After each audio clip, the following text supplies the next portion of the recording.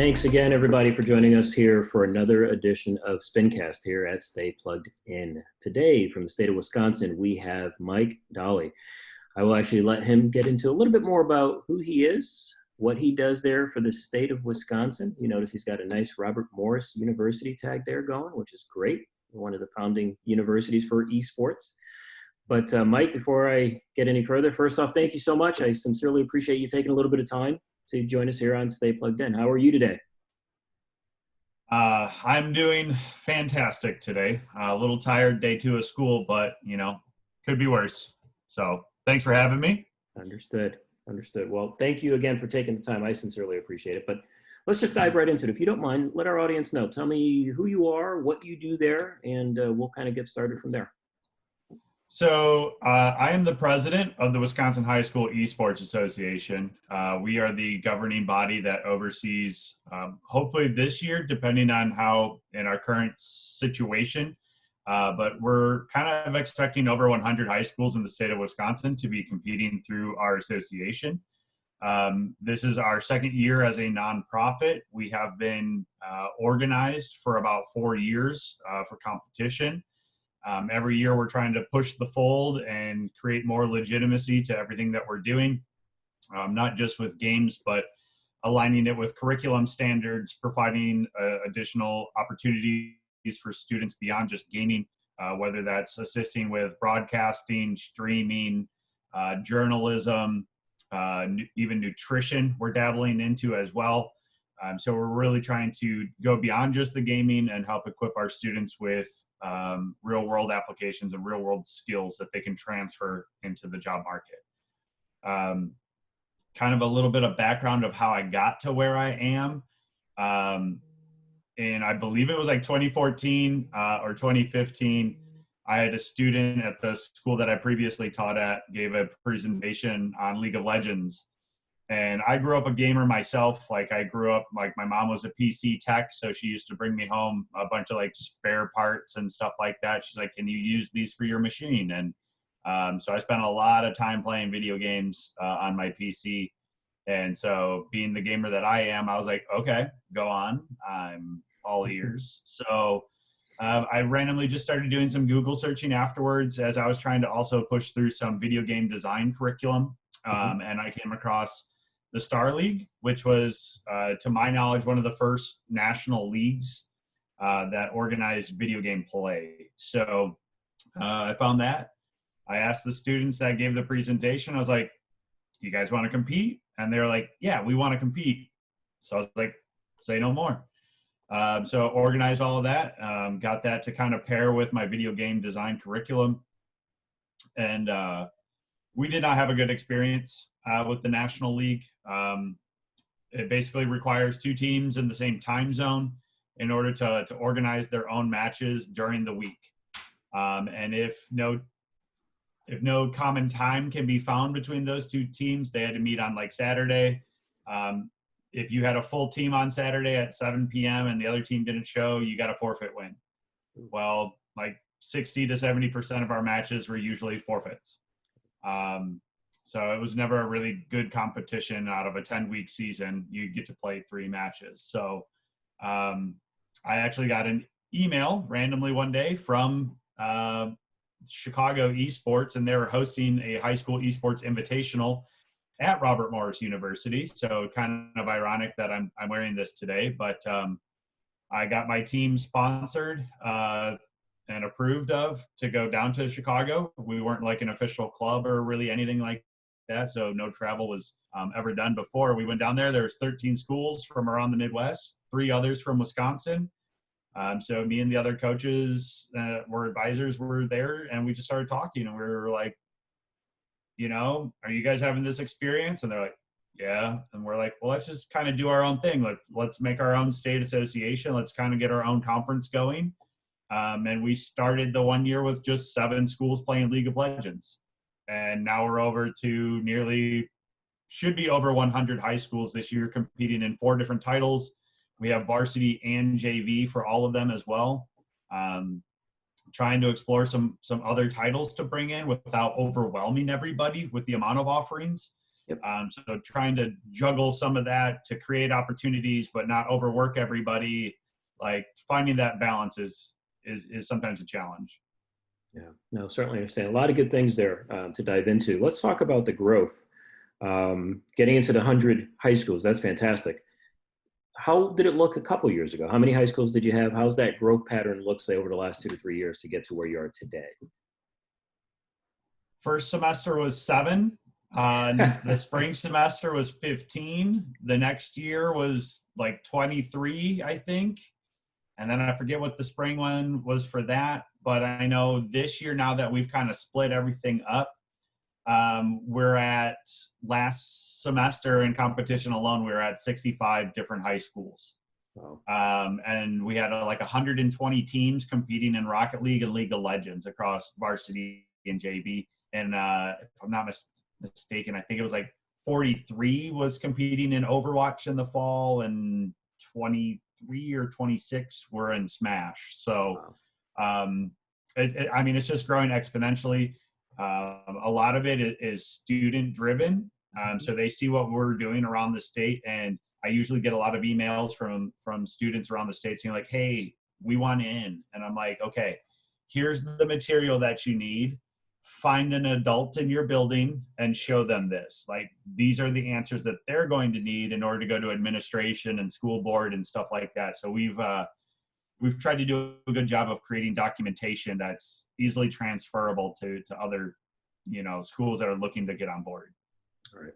Make it as easy as possible. I know the demand is certainly there. That's fantastic. Now, you also talked a little bit about some of the different avenues kids can branch into besides just the gaming portion of it, which I think is an important piece of this overall puzzle, because as I look at kids transitioning at the collegiate level, right, that's one of the biggest moves they'll make in their entire life. They're leaving their families, leaving their home to get on campus where they may not know many people, if anybody, right? And now finding that place where they belong can be difficult enough, but having some consistency and having some friends that you can make based on similar styles and similar likes within the gaming world, if you will, becomes a critical component. But beyond that, the second part of that is obviously being able to, beyond the gaming, again, just learn a variety of different things, whether it be the coaching aspect, the game design aspect, the broadcasting, producing, video editing, you name it. There's so many different components that come along with that. Talk to me a little bit about what the schools are doing in Wisconsin to promote some of those things. So I mean, you can throw all the resources out there that you want. Every school is in a different place, and I think that's the biggest challenge. Like, we want to continue to raise the bar and expectations, but the reality is not every single school is able to just like really jump in with 2 feet or have that level of support. Yep. I mean, most of our clubs and activities, like, they don't have a budget. Most of our coaches and advisors are volunteer based. Mm-hmm. So trying not to necessarily overwhelm them, or if they don't have like streaming capabilities, like a machine that's capable of doing it, trying to find alternatives. I've been doing my best, or I should say we've been doing our best in order to try to help support those students that are looking for those alternative items beyond just gaming. Right. Number one thing that we've been really focused on this summer in our coaching clinics was about developing a culture for your program, because you don't want it to just be a one-off, right? Yep. You may have a group of seniors that's like, we want to compete in this. This is our chance to win a trophy or do something cool our senior year. But you want to make sure that those juniors or those freshmen that you have, or the incoming freshmen for the next year, are going to be like, I want to be a part of this club. So it's really about kind of defining those expectations and establishing that culture, so it's a prolonged experience. Yeah. And I mean, that goes for college too, because then same thing, once those students graduate, if they're I'm going to say a little bit more isolated or a little bit more introverted, that have a hard time connecting, Right. They then know that culture in your high school esports can be transferred to the next collegiate level, or there are colleges that share that same cultural vision for their esports program, and that maybe it's not just about the game, it's about creating a community on campus and establishing a sense of belonging Yep. for those students, which to me, I think is the most important thing. It's not necessarily just the games. Like gaming is great and all, but like building that sense of community is priority number one. As far as like going above and beyond, a lot of it really has again been student driven. I had a student come up to me today. So I'm brand new in the school that I'm teaching in. I've been there 2 days. Hmm. And I have a kid that came up to me before he caught the bus. He's like, I hear you're the guy to talk to about games. And I was like, hello. And he's like, I really want to get into like shoutcasting and doing play-by-play. Like, where should I start? And so I was like, like these are the games that we're going to be running this semester. Like, try to familiarize yourself with one. And, once you feel like you're comfortable enough, maybe you and I can do like a co-cast. And I've had students all around the state jump in with me because we can do it through Discord to where like I can just share my screen there and we can jump in a voice chat together and we can do live play-by-play. So like sometimes I let them take the lead. Sometimes they're not like really comfortable. So I can ask those probing questions to be like, how's your play style? If you're running this kind of like draft composition, or if you're on this map, what's your go-to pick? And just try to help give them the confidence questions, lob them up some softballs, if you will. Right. Get them started down that way. To me, that's the best part about it, because through that learning process, that's something obviously that brings confidence to the table, if you will, and helps build their resume beyond, as you mentioned, just the gaming side of things, which is so critical. So you bring up another point, just building a foundation, right? Making sure you have the right equipment, being able to compete and get out there is obviously certainly a challenge if it's not within the budgets and things of that nature. What do you think some of the biggest obstacles are with most schools, in your experience anyway, to really say, you know what, let's embrace this. Let's actually make this part of what we want on this campus, and we're going to provide monetary support. What are some of the bigger obstacles that you're facing from some of the schools where you're getting a little bit more difficult time with it? We do a really good job, and I think a lot of states do this too, is trying to create pick game titles that aren't super strenuous, Yeah. That require like big beefy PC rigs. Like you don't need a 2080 Ti graphics card to run League of Legends. Right. The running joke is that you can run League on a potato, and I have a PC from 2008 that I can run League of Legends on. So if you can repurpose either some of the school laptops that you're already using in your classroom, or if you have desktop PCs that are already running like the Adobe suite, like chances are you can run League of Legends, probably Rocket League. Overwatch is a little bit of a difficult one. It usually does require a little bit more specs, a little bit more power in the machine. But those can usually be upgraded relatively easy and cheap.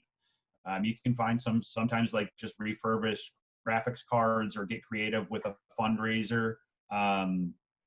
But I think one of the hardest challenges beyond just the equipment is then getting like school board support and administrative support, right? Because we have there's still a very negative connotation in the US, and I would say world just in general, is that gaming is antisocial, it's lethargic, sedimentary lifestyle. So we have to sometimes try to re-educate and look at new statistics that are coming out or implement. We have some programs that actually do like morning yoga together or morning breathing exercises in order to help mental focus and allow them to critically think and analyze quicker. We have some that are doing just, like free body weights, nothing strenuous. They're not gonna be squatting 500 pounds or anything like that, but because they're sitting for a prolonged period of time, they're keeping their body at least in shape and moving. There are ways that we can try to break down this stigma. And then at the same time, there are some schools that are just like, we just want to play the games. That's where we're at right now. Next year, we'll look at adding more. And that approach is okay. And I want whoever watches this and listens to it, know that you don't need to rush to implement, right? Do it correct. Take small chunks at a time. Like you don't need to go out and buy $20,000 worth of PCs. You don't need to just all of a sudden jump into 12 different titles. Like it's okay. Pick one. pick one and slowly work your way in. Like, there's no need to run in this. Like, once you get in, sometimes you feel like you're running and you're going at 1,000,000 miles an hour, but it's really okay to just say, like, we're moving at our pace, and that's okay. Like, we're going to establish our culture. We're going to work and create other opportunities as they come. As we have more resources, then we can do that. There's a lot of programs that I see, especially collegiate, that are like, all right, cool, we got a grant for 50,000. What do we do now? And they don't know where to go. So that is a reality too. Yeah, no doubt. And you hit the nail on the head. You do want to start and do the process correctly to fit your style specifically. Each school is different. You know, Alabama is a football school, but that doesn't mean you have to be Alabama. That means you just have to go and do you as good as you want and build that culture from the ground up, and good things will happen in the long term, I certainly believe. Talk a little bit about one thing you mentioned earlier was coach's clinic, I think is the term you used, because I would think that's a little bit of a hurdle as well, simply from finding people, whether they want to volunteer or take on that full, you know, head coach role, especially with certain different game titles. You can have someone step in, but sometimes that could, I would assume, be a little bit difficult unless they've got a little bit of experience within gaming and things of that nature. How's that typically work out for the high schools that you work with? So our coaching clinics actually don't even revolve around games. Yeah. A lot of our coaches and advisors that come in, it's a lot of just like learning what the process is, and learning how to manage people, right? Like, esports participants in high schools typically are not involved in other extracurricular activities. They've also never been held to some sort of standard when it comes to then competing online. So there are things that we have to teach our students, like to show up on time, to follow through on commitments, to act responsibly and respectfully online.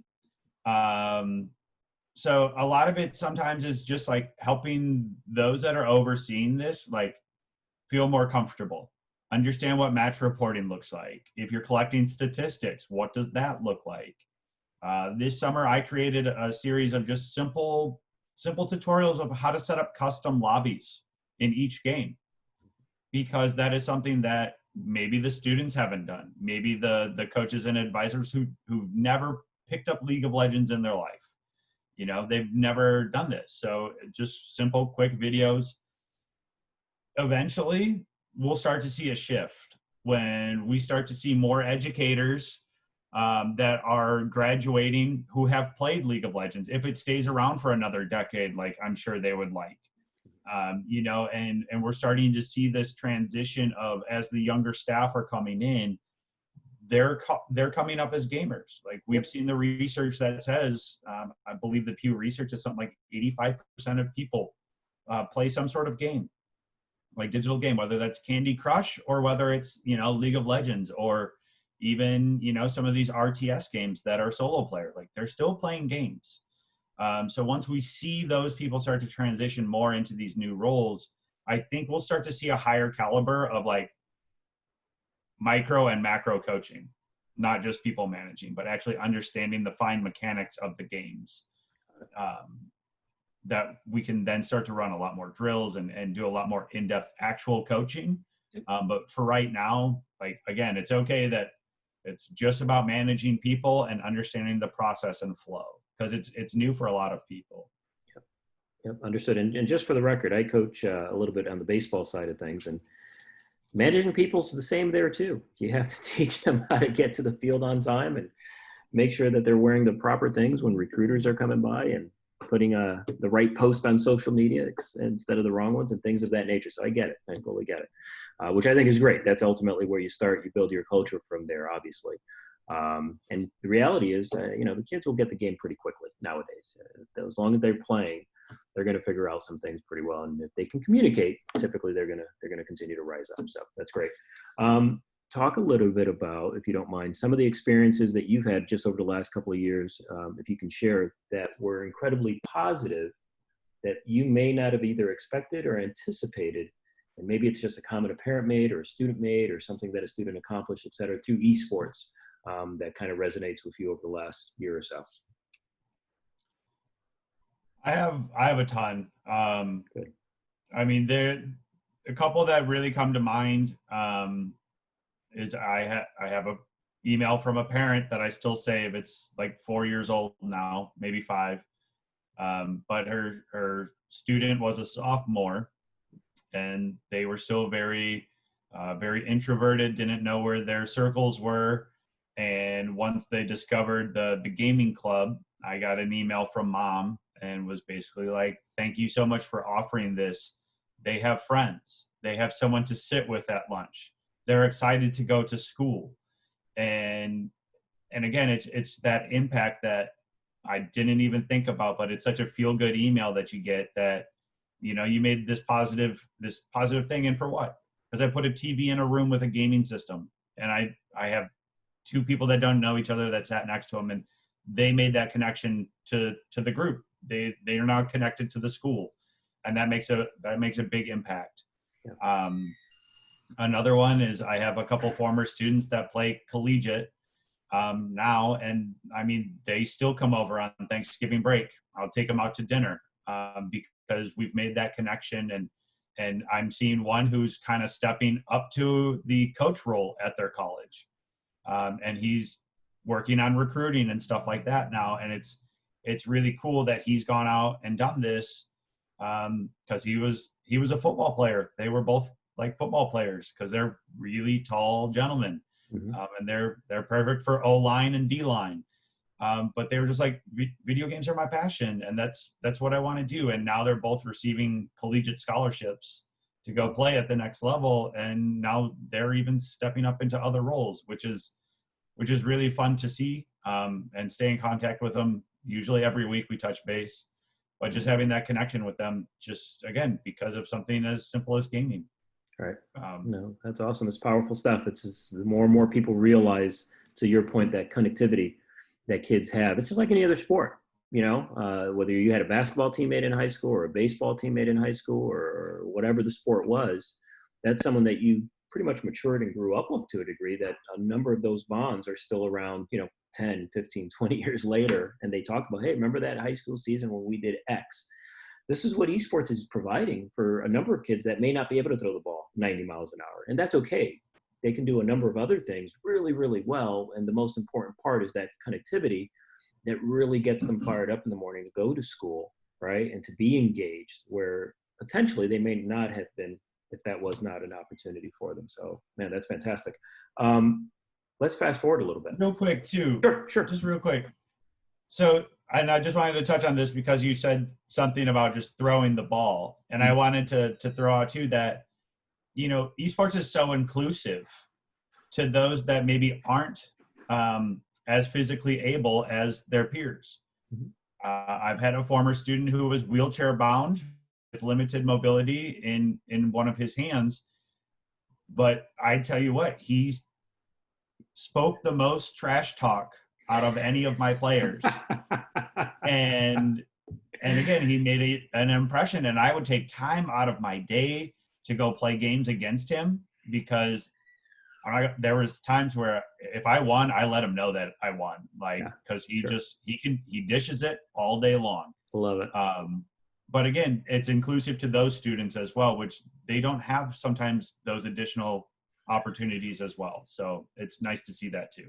Yeah, no doubt about it. No doubt about it. At the end of the day, a lot of people play. I think you use the number of like 75 or 80%. I think I don't know someone who doesn't play. Let's put it that way. So anyway, let's flash forward just a little bit. If you were to look at the school system in Wisconsin 2 years from now, 3 years from now, what's that landscape look like then in your mind? And that's based on a reality model, if you will. But then also let's look at it in the perfect world. If you could have the things you really wanted to make this really run, let's look at it both ways. What do you expect fully to happen over the next 2 to 3 years? And what are some of those wish list items that you wish, hey, I hope we can get to this?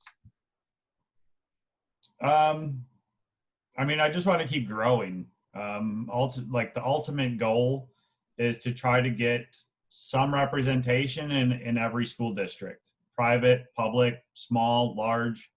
I would love to be able to offer something specifically for each kid in order to compete.